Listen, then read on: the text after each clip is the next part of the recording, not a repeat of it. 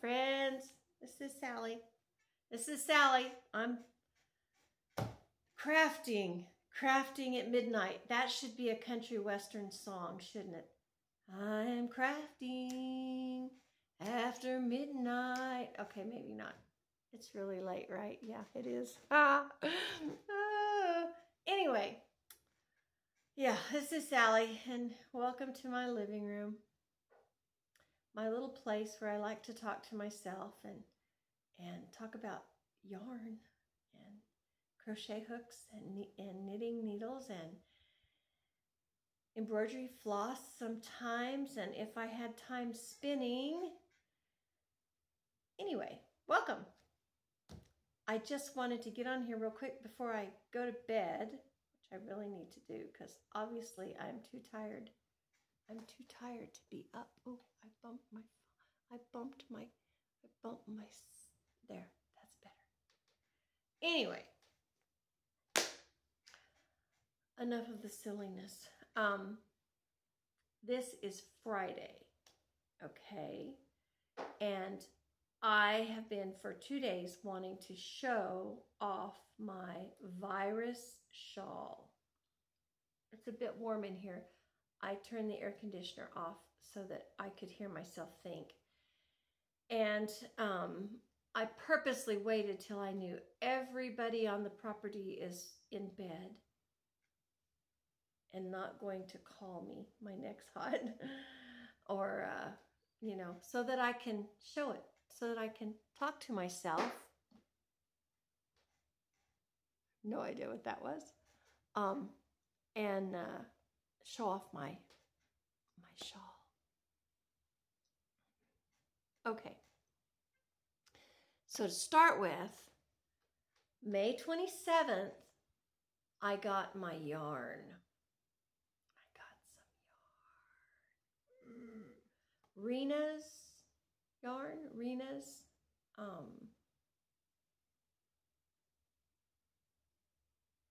I have to look at the label because I don't remember the rest of it. It's out of Texas. Oh, that was a bad thing. That was a bad thing that just happened just then. Chihuahua. It really was too. Oh, it's all right. It's all right. It's okay. Anyway, let me show you my shawl. Rena's Threads and Crafts. I don't know. I should get up and go in the bedroom and get the ball out of the closet that still has the band on it. What is going on here? Okay. I try to put a stitch holder, stitch marker, locking stitch marker on this when I set it down, because it is super easy to lose your place, and by the time you find it, you have lost a lot of stitches.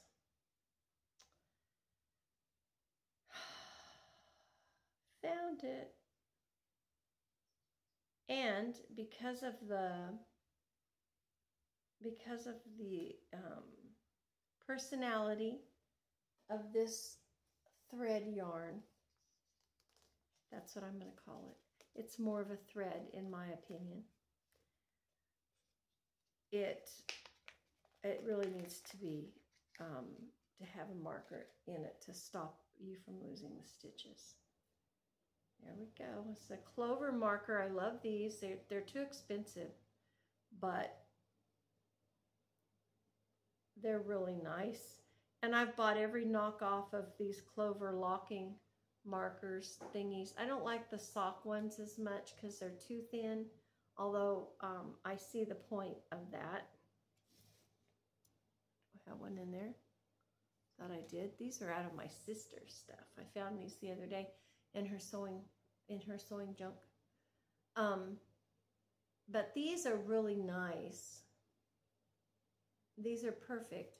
They open, they close easy. They don't have any snags at all. They close easy and they're smooth and I really like them. And I've had every knockoff of them, and I find that they are hard to open and hard to close, which is kind of bad because you can really mess your work up when you're struggling, you know. Or they are not. The plastic has run out of the mold and it's got a rough spot, or something. That these are just really nice. So anyway, I've got that on there. They're too expensive, but they're worth it. And you know what? When you find stitch markers, or for me, when I get stitch markers like that, or whatever you want to call them. I know there's progress markers, stitch markers, what are some other terms used? I can't think, but you know, has anybody ever crocheted in a stitch marker that's really used for knitting? I've done that before, and you just have to, like, unless you want to rip out, you get your wire cutters and you cut that thing, get rid of it. I've done that. Okay, so anyway, this is my shawl, and the light is going to be weird, but I can't help it. Isn't that pretty? See how it is progressing. The color, the gradient color, is finally going into the green. Isn't that pretty? Don't look at my stitching. I'm not saying my stitching's so pretty, but just the whole overall laciness of it. And I've started the beading, and I'm just doing randomly. I'm not doing random beading here and there. I'm doing sort of a random organized beading. Beading, not beating. I need a random organized beating, but no, beading. So I started out, soon as I started, really you could see the green. I wanted to bead through the green. There's like 3 different shades of green. Okay, so I started out putting a row of beads on the bottom fan. And then I thought I might want to do the triangle pieces too. So I did a group, a segment, mind you, maybe. And then I started in the V areas. I call them the V areas. I don't know. If this is the fan, then this piece right here is kind of the connecting. It's where it connects. It's hard to see, I know. But isn't that going to be pretty? I didn't know about this because it was kind of dark, and I don't really like to do dark because I don't see so awful great. But it's not been bad, and now I'm getting into the green shades, and it's lighter. It's a kind of a, I don't know, maybe a deep plummy charcoal color. Slate, I would call it, maybe a slate. See how that's gonna look? Oh, it's gonna be so pretty. And then it goes into these shades of green. This is called Evergreen Forest or something. Isn't that pretty? And so now I'm into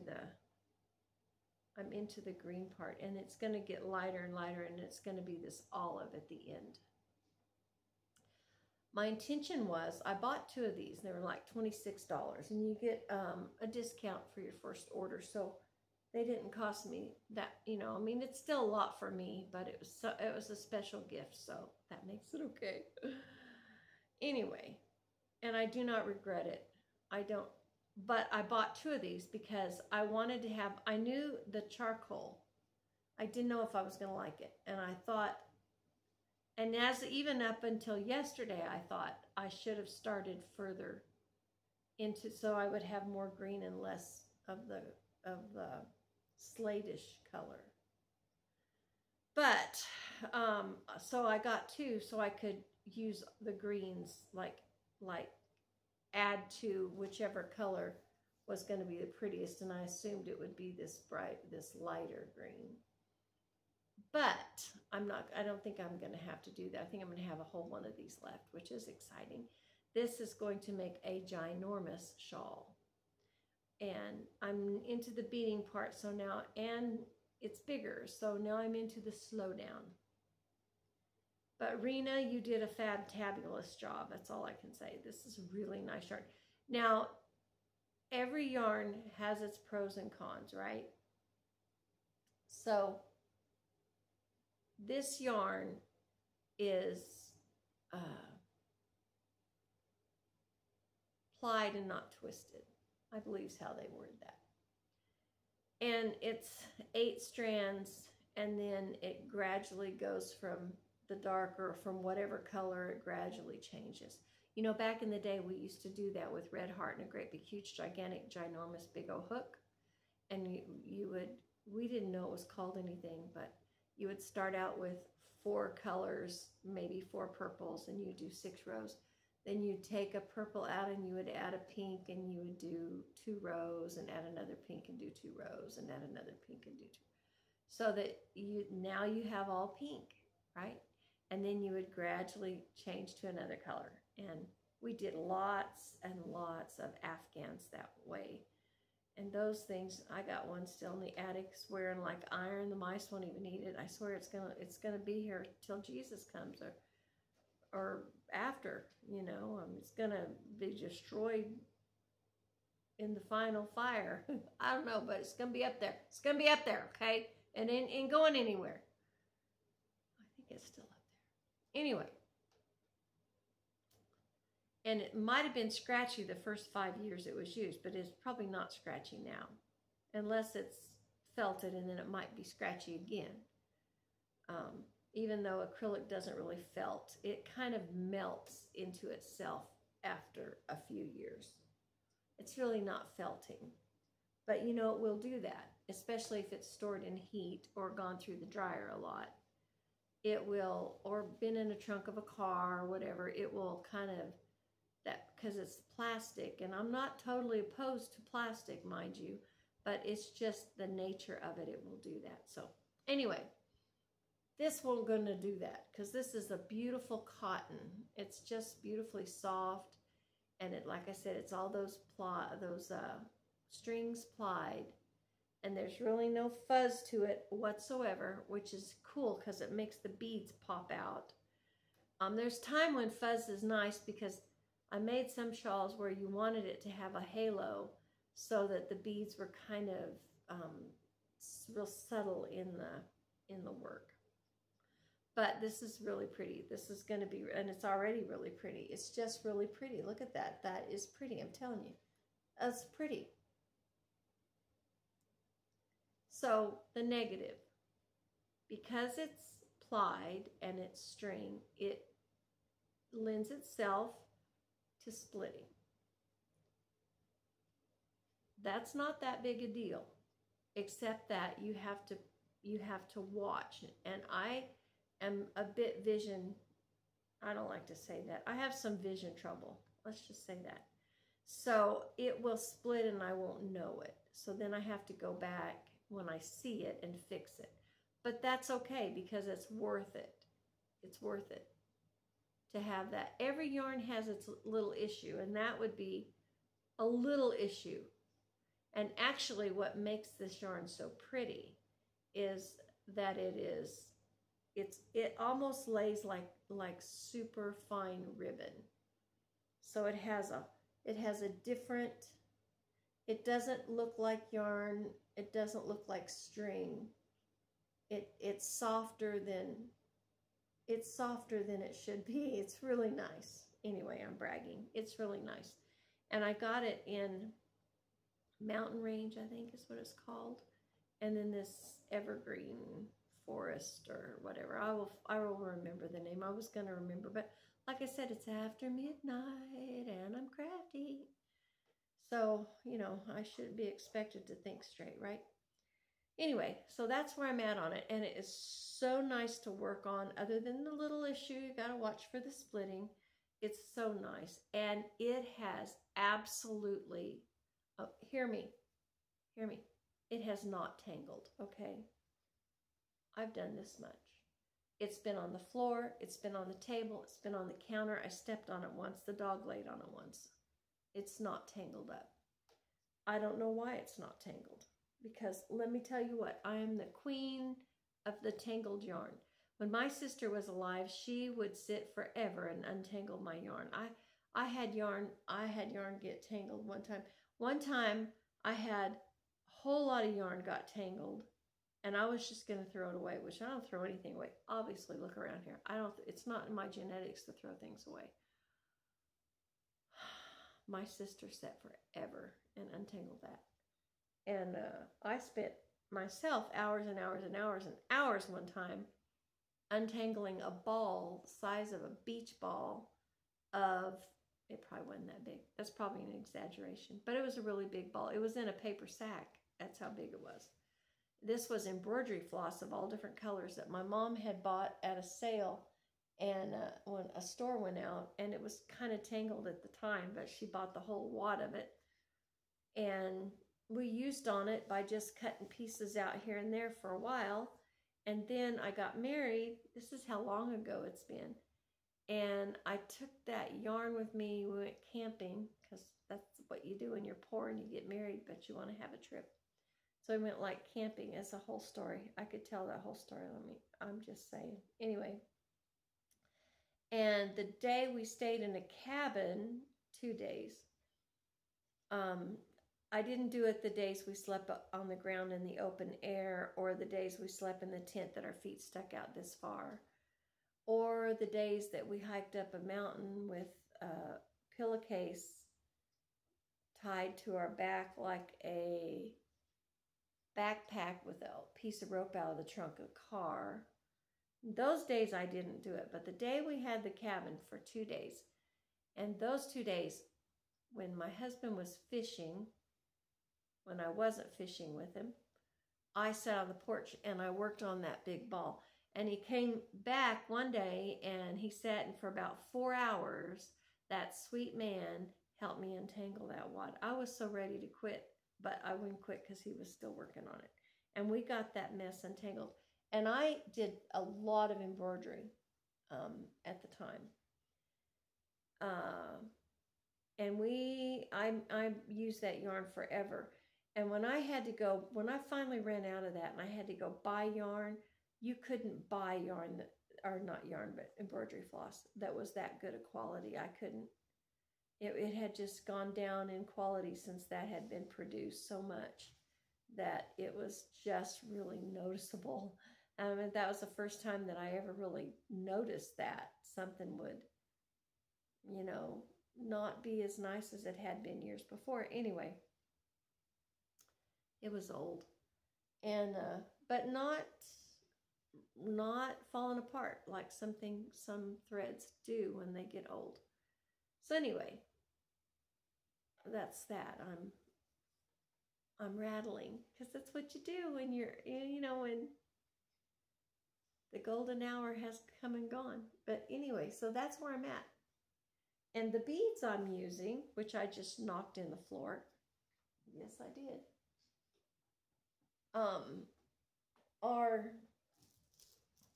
I got these at Walmart because I couldn't get anywhere else. And I really wanted green, but I couldn't find green, and I was ready to bead.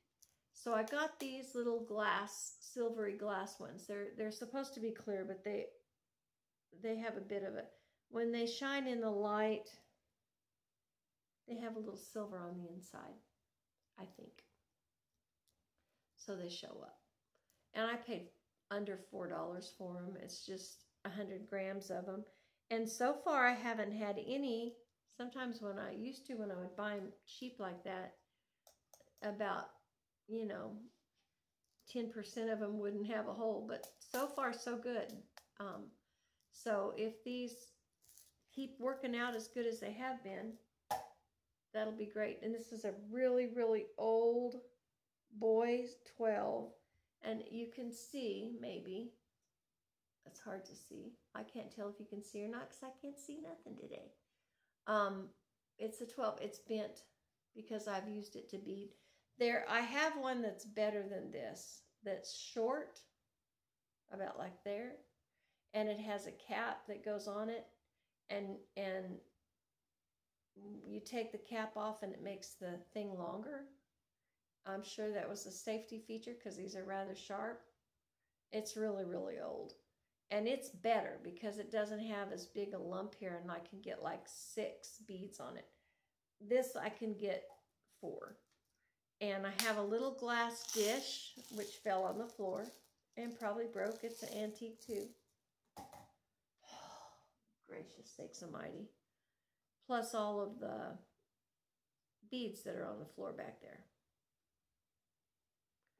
I just load them. I load about 4 on there like that.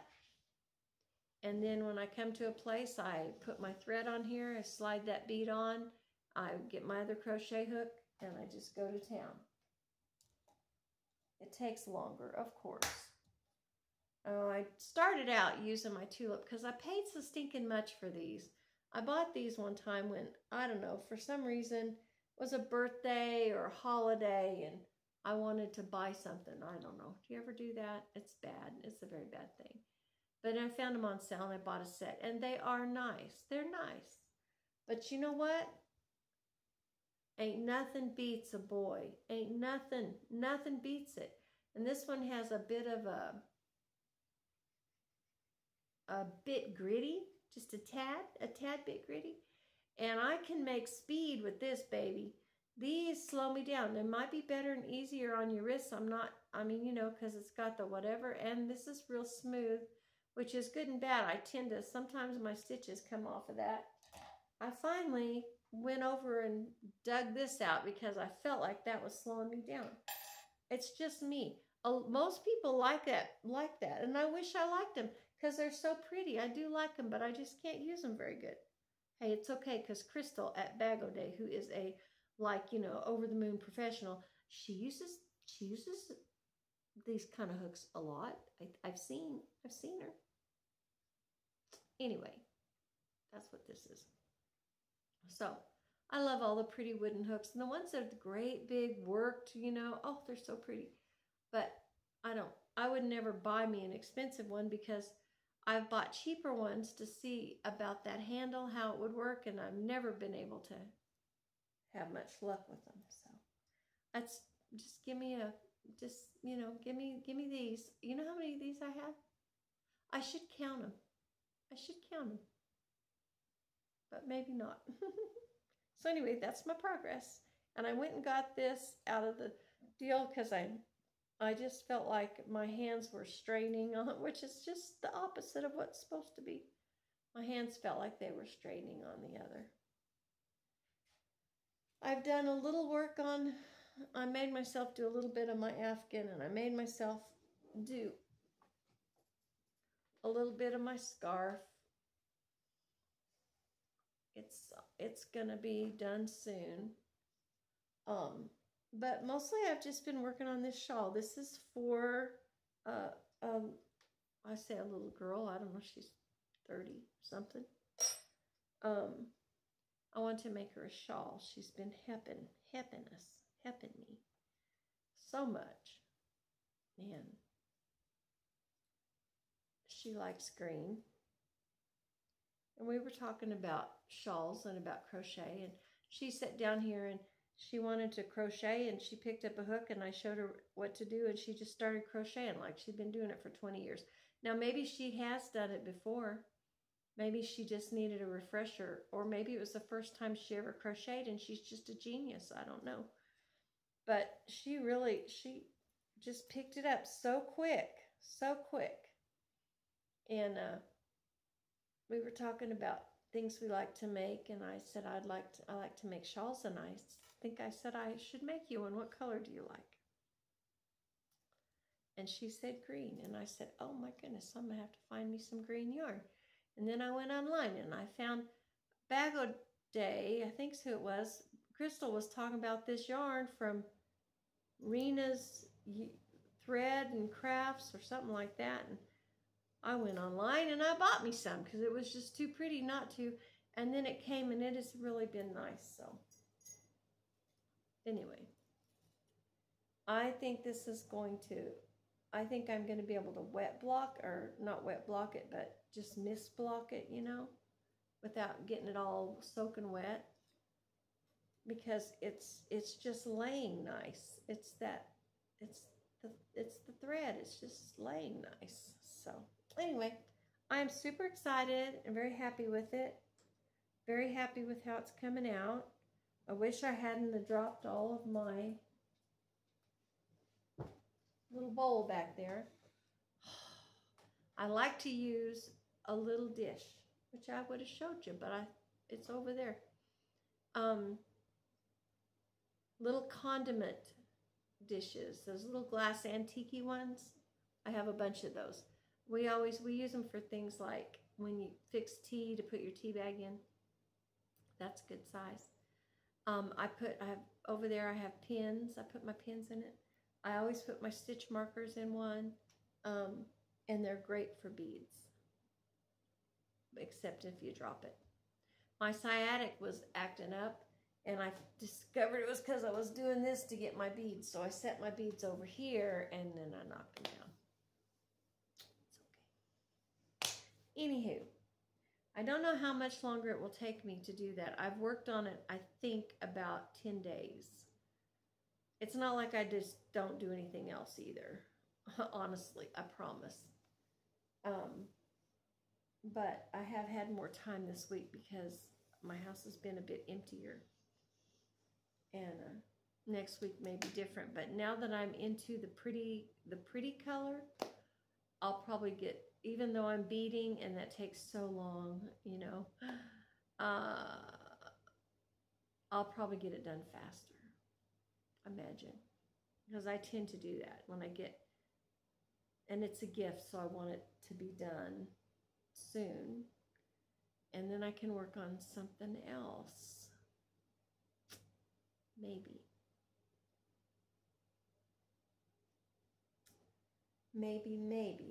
baby. I've looked at 2 or 3 patterns. I want to use up some of my garage sale yarn, you know, that's a goal. And I looked at 2 or 3 patterns lately to try to, I think I want to make a cardigan. The Secret Yarnery has a new pattern that's really cute. It's the hexagon sweater. It's not called that.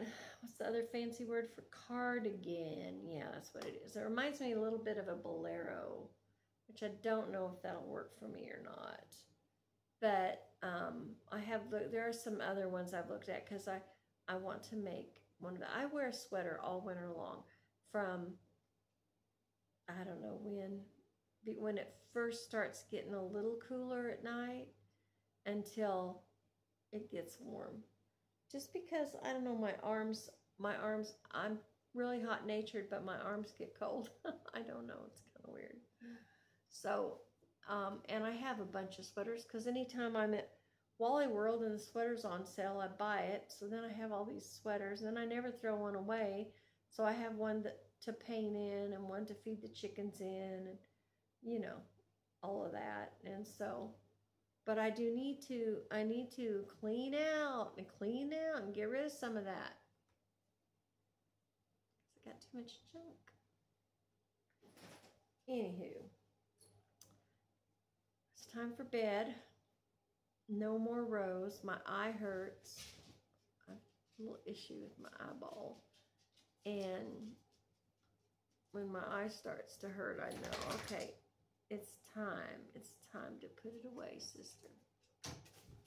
And it probably is time. That's a song. I won't sing it. Jared, someone says a line, someone says something and reminds you of a song. Okay, so this is how my mind works. I'm in the grocery store and some lady's coming this way and I'm going this way, and she says, "Oh, I'm sorry, I'm in the way." And I automatically am singing, "I'm in the way, the bright and shiny way. I'm in the glory land way." I mean, I'm singing that in my head. Ooh. Or somebody says,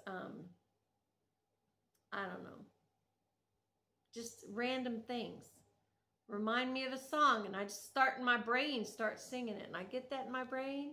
It's in my brain for days and days and days and days and days. I can't get it out.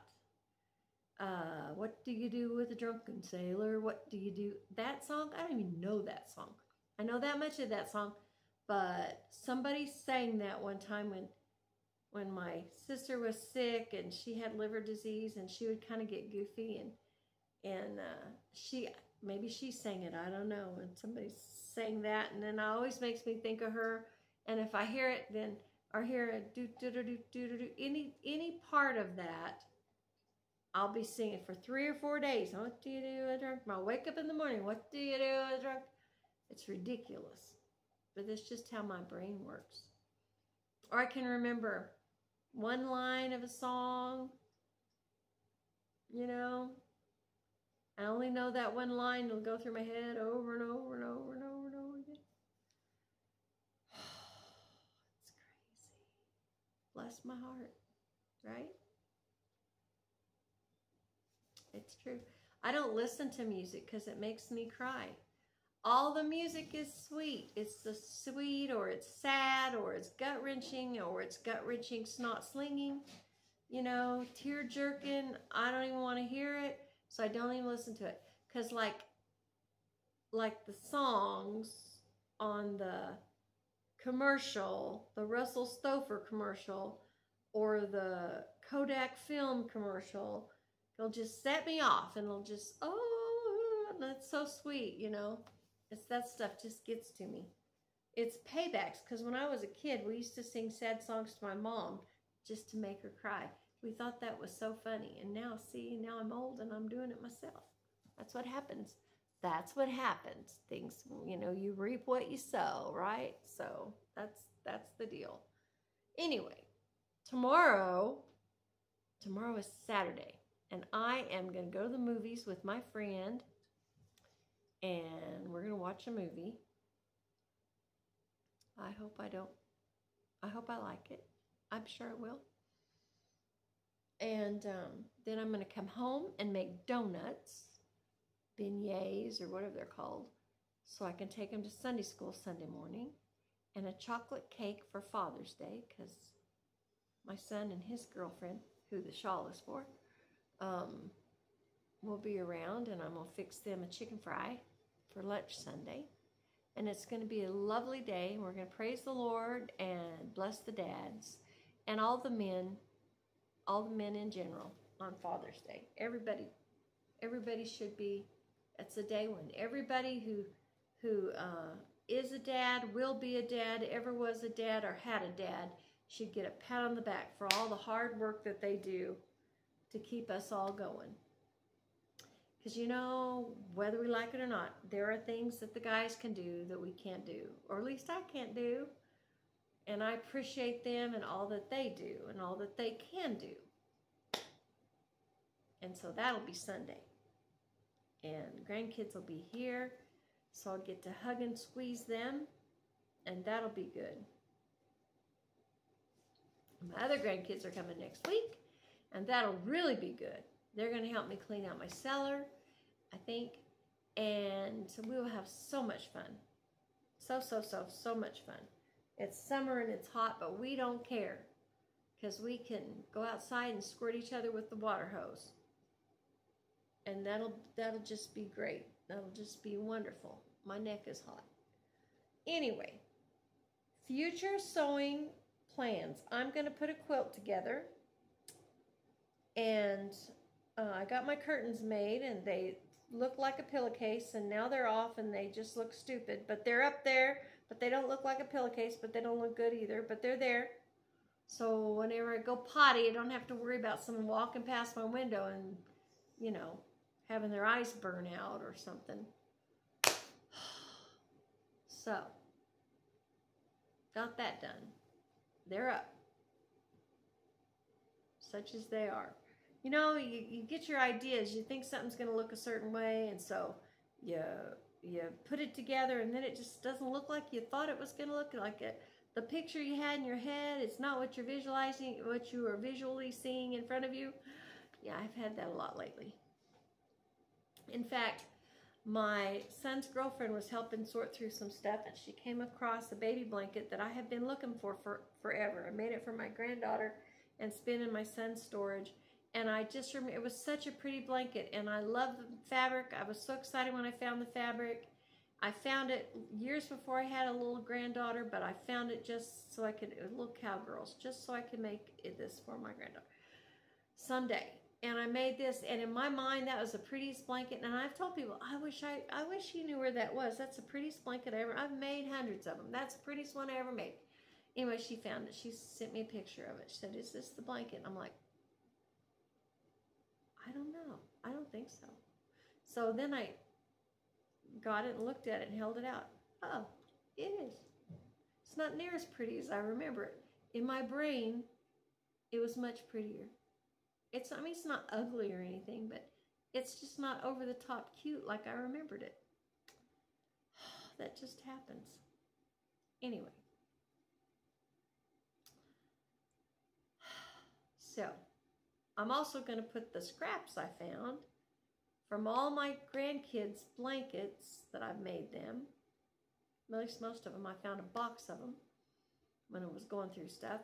I didn't realize I had any scraps from those, so because I made 4 patches or 9 patches or whatever.